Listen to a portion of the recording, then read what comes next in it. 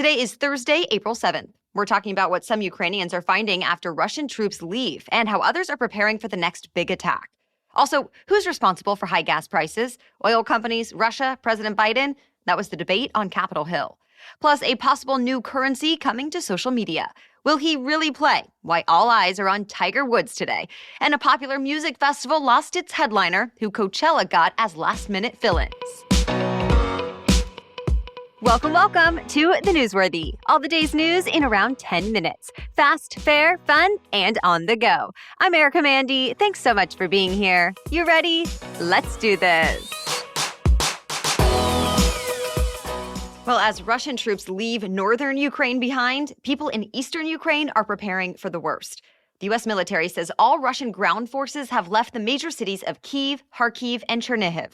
But it's still not exactly safe in those northern cities. The U.S. says Ukrainian forces have been moving in and clearing away landmines and booby traps that the Russians left behind. Plus, there is a lot of destruction. Many buildings were either leveled or are so badly damaged it's unsafe to go inside. Still, thousands of Ukrainians have returned to those large cities. Meanwhile, Ukrainians in the eastern part of the country are starting mass evacuations. That's because Russia is now focused on the east, and Ukraine's government is telling its people who live there to leave now while they still can. Already, eastern areas of Ukraine have been hit with long-range missile strikes, and southern Ukraine is getting attacked from the land, sky, and sea. The U.S. is working with European allies to investigate potential war crimes. And today, the United Nations General Assembly will vote on whether to suspend Russia from the UN's Human Rights Council. Stay tuned. The U.S. and its European allies are doing more to punish Russia's economy. First, the U.S. rolled out a new wave of sanctions. They target 2 more large banks, as well as family members of Russian President Putin and other top officials. That's so the people responsible for the war cannot hide their assets with family. Then the UK followed suit by freezing major bank assets, banning British investment in Russia, and more. And the European Union is expected to announce more penalties soon. Like tomorrow, the EU is expected to ban all imports of Russian coal. Ukraine's president says he welcomes these steps, but he also says they're not enough. He asked for more weapons and called on every nation to stop all oil imports from Russia, something the U.S. has already done. Well, speaking of oil, American allies are tapping into their reserves too. The executive director of the International Energy Agency says besides the U.S., members will release 60 million barrels of oil from storage. That's the IEA's second release in a month. And it's on top of the 180 million barrels the U.S. has already promised. All these releases are meant to tame oil prices after recent spikes. But there is some debate about how much impact it will make, especially long-term. Gas prices were a hot topic on Capitol Hill this week, with members of Congress pointing fingers. Top oil company executives defended themselves in front of a U.S. House panel. We're talking about the leaders of Exxon, Chevron, Shell, and more. And many Democrats accuse them of exploiting the situation in Ukraine to rip off customers here in the States, pointing to their record profits in recent months. But the executives say there's no price gouging on their end. They argued that prices are high for other reasons, mainly Russia invading Ukraine, supply chain shortages like for drilling supplies, and restrictive U.S. energy policies. That last part is what many Republicans focused on. They say President Biden's agenda is to blame, like how he decided to pause new oil and gas leases on federal land, and how he canceled the Keystone XL pipeline that would have carried more oil from Canada. At the end of that hearing, nothing was actually decided, but it could end up shaping new legislation. As of this morning, AAA says the national average gas price is $4.16 for a gallon of regular, up from $2.87 this time last year. Just months after a controversial shooting led to protests and policy changes, one investigation is complete. Prosecutors decided not to file charges against the police officer who shot a 20-year-old black man in Minneapolis back in February. Amir Locke was staying on a couch in his cousin's apartment when a SWAT team came in, without knocking, as part of a murder investigation. Police say Locke did not actually have anything to do with that investigation, but he was reportedly startled awake and grabbed a gun that Locke's family says he was licensed to carry. And with that, an officer shot and killed him.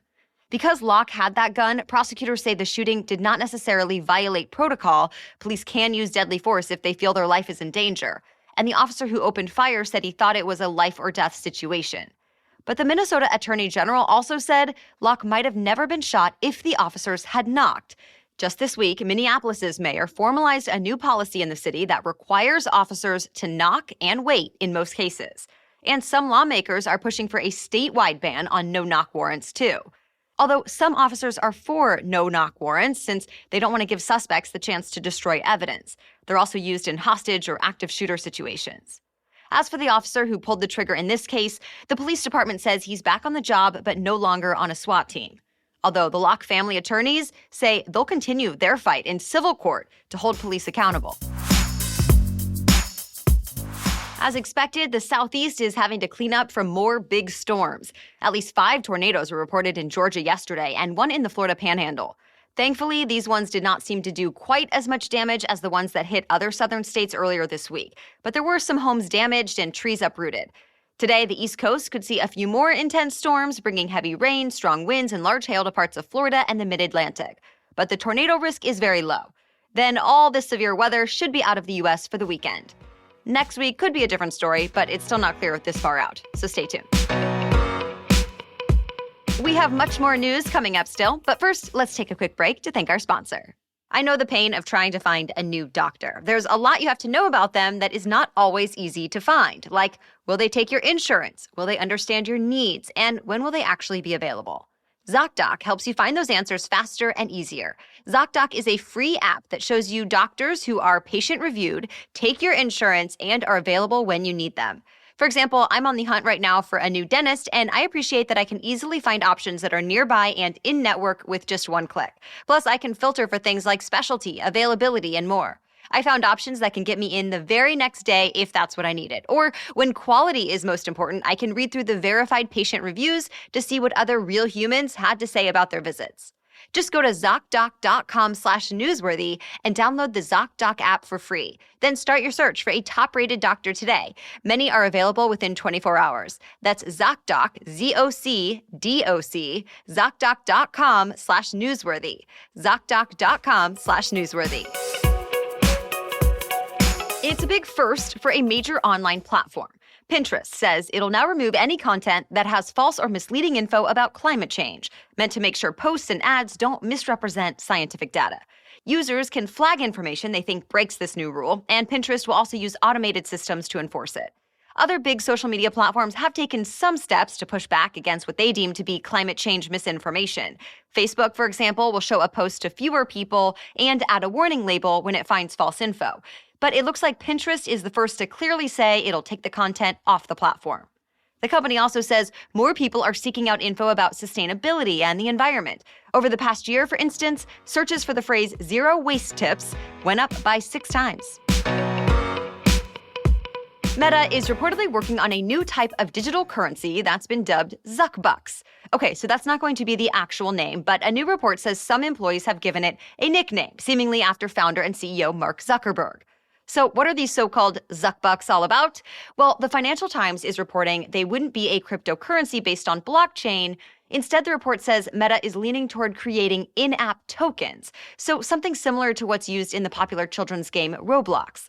These tokens could be used to reward favorite creators across Meta's suite of platforms like Facebook and Instagram.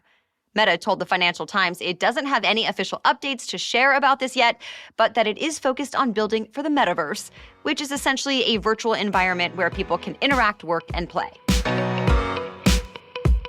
It's a big day for both baseball and golf fans. First, today is opening day for Major League Baseball, kicking off the regular season.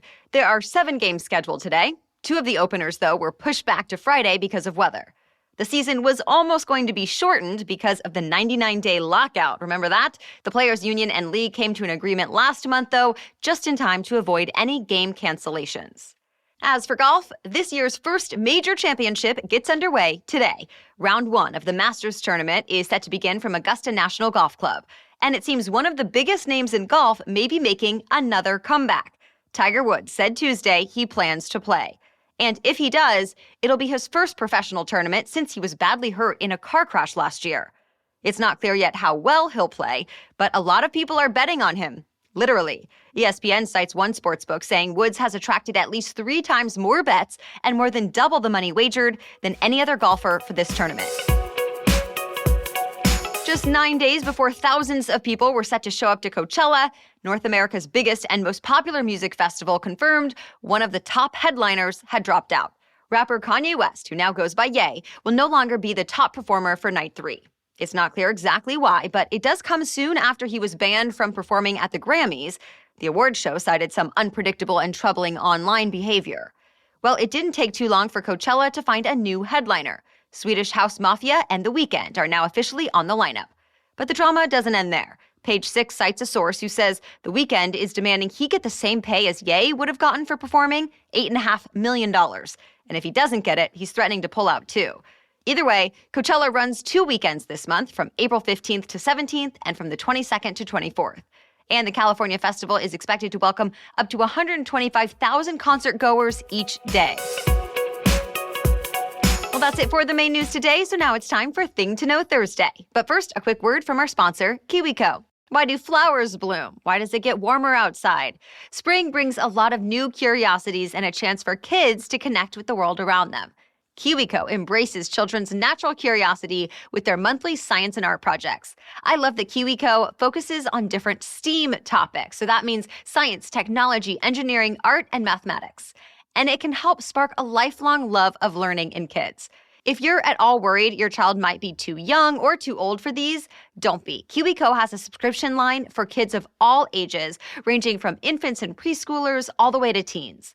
Of course, grown-ups are welcome to join in on the fun as well, because remember, you are not having to actually spend any of the time researching, shopping, buying, or planning these hands-on projects. So you can just sit back and enjoy them alongside your child when they are delivered to your door every month. I really appreciate that part of it, along with the high-quality materials they use. So step into spring and celebrate the season of discovery with a KiwiCo subscription. Get 30% off your first month plus free shipping on any crate line with the code newsworthy at kiwico.com. That's 30% off your first month at KIWICO, kiwico.com with the promo code newsworthy. Now back to Thing to Know Thursday. Companies are finding a new way to connect with and promote their products to their customers through mental health. And not just wellness brands. We're talking car companies, meal kit makers, hotels, and more. Like you might have seen the new TV commercials from Powerade with the slogan, "Pause is Power." It includes athletes like gymnast Simone Biles, who withdrew from Olympic competitions because she wasn't in the right mental state. Also, the Wall Street Journal says next month, General Motors will launch a social media campaign encouraging people to get their stress out before getting behind the wheel. On top of that, meal kit maker Blue Apron is focusing its marketing on turning the chore of cooking into a form of therapy. Plus, Kimpton Hotels is offering guests access to a free virtual therapy session. And that's just a few examples. So what's behind the trend? Well, the CEO of the ad giant McCann World Group told the Journal the pandemic has a lot to do with it. She said it inspired more people to have proper conversations about mental health, so it's basically been destigmatized. And with that, expect to see more ads like this in the weeks, months, and maybe years to come. Well, thank you so much for listening today. We'll be back with much more news to know tomorrow. Until then, have a great day.